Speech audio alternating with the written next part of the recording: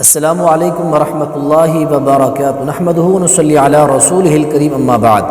ناظرین کرام، ہم آپ کو کاشف اسلامک میڈیا میں دل کی تہ گہرائیوں سے خوش آمدید کہتے ہیں۔ جیسا کہ آپ کو معلوم ہے، سردیوں کا موسم جو ہے رواں دواں ہے، اور دسمبر کے اواخر کی یہ جو سردی ہے انتہا درجے کی شدید اور سخت سردی ہے۔ اس میں چند ایک باتوں کی وضاحت کرنا چاہتا ہوں جو اکثر و بیشتر ہمیں پیش بھی آتی ہیں۔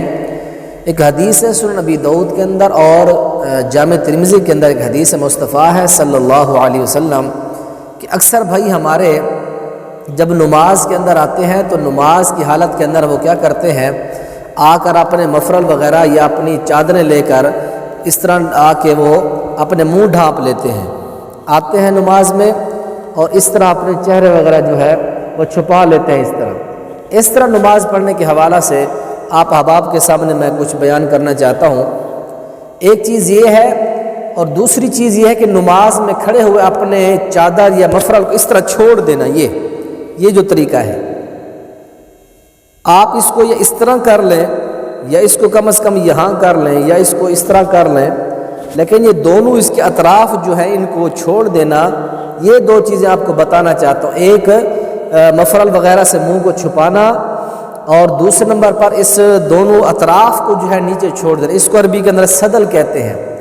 حدیث ملاحظہ فرمائے، پیارے پیغمبر جناب محمد رسول اللہ صلی اللہ علیہ وسلم کی حدیث ہے جامع ترمذی کے اندر، سنن نبی داؤد کے اندر، عن ابی ہریرہ رضی اللہ تعالی عنہ ان رسول اللہ صلی اللہ علیہ وسلم نہا عن الصدل فی الصلاۃ، رسول معظم علیہ السلام نے نماز میں صدل سے منع فرمایا۔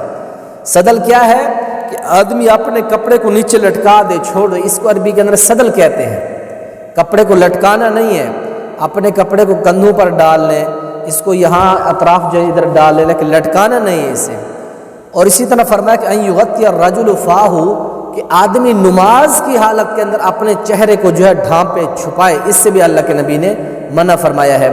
اللہ تعالی ہم سب مسلمان بہنوں اور بھائیوں کو نماز کے اندر اپنے کپڑے لٹکانے سے اور اسی طرح اپنے منہ کو چھپا کر نماز میں یہ کیفیت اپنانے سے اللہ تعالیٰ منع فرمائے۔ آپ سے گزارش ہے کاشف اسلامک میڈیا کو لازمی سبسکرائب کریں۔ السلام علیکم ورحمۃ اللہ وبرکاتہ۔